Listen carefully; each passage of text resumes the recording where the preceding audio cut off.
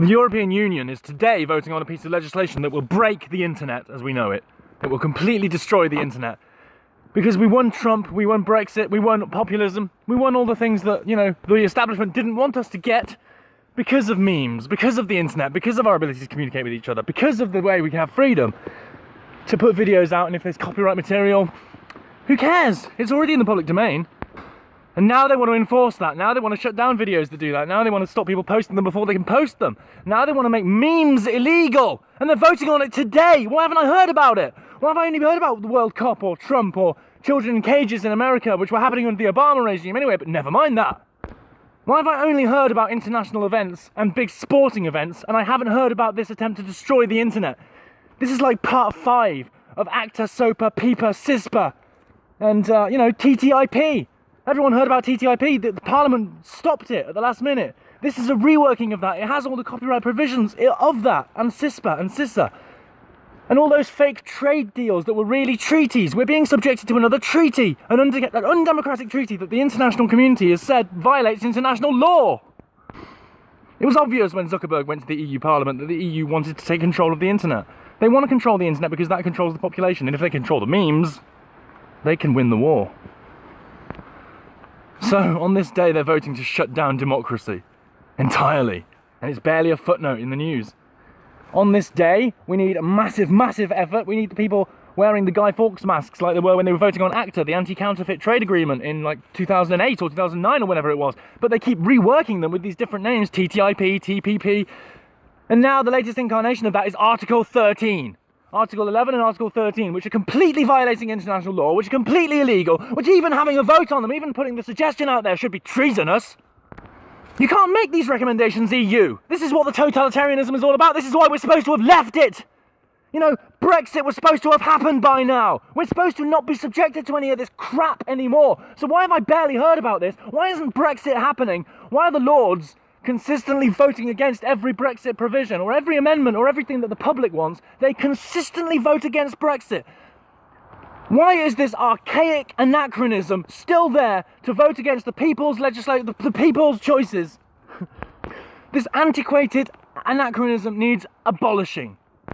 It doesn't need reform. People didn't sign a petition to make it reform the House of Lords. We don't care about the House of Lords. We don't want the House of Lords. We don't need people dressed as Santa Claus crowding a room in a golden room, telling us, oh, the people didn't know what they were voted for. Well, we did know what we were voting for. They spent 9 million on those leaflets that told us exactly what we were going to do. We were going to be leaving the customs union. They said that in the leaflets.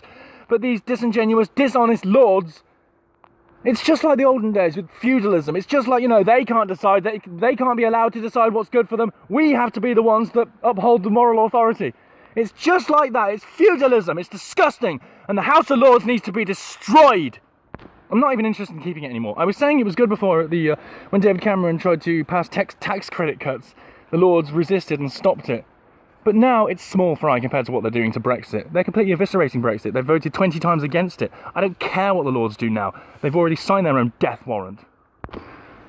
So we in Britain who voted against the European Union, against staying in the European Union, we're now going to be subjected to the same internet rules that they're going to be bringing in today. The complete totalitarian, draconian, illegal rules that they're voting on, that they want to bring in, that they've wanted to bring in for a long time. We're still going to be subjected to it because we agreed to be part of the ECJ and carry on taking their legislation. Even though we voted to leave! We haven't left! We're not leaving! Theresa May's completely betrayed us. She's already told the Lords that she's going to do everything the Lords want to do.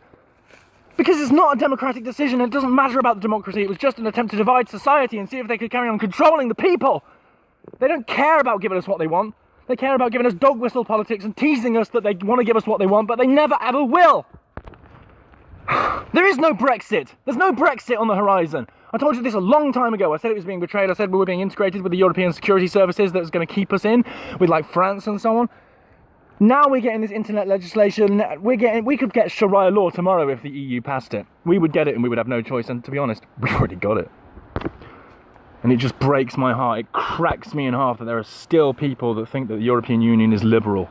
They still think that they think that the European Union, the European Commission, the way they undemocratically do things, is liberal, is democratic, is wonderful. They're the people like Izzard, etc., that don't even know anything about the legislation that the European Commission passes. They don't know about how ceremonial the role of the European Parliament is. They don't know anything about the internal structures of these draconian, Soviet-structured institutions. They just want a virtue signal and try and make people laugh and try and be happy and be dumb. That's what it comes down to. Izzard is dumb. He's not clever. All these people that vote for Remain, they're not clever. They're all dumb. And if they're pseudo-intellectual, that still makes them dumb.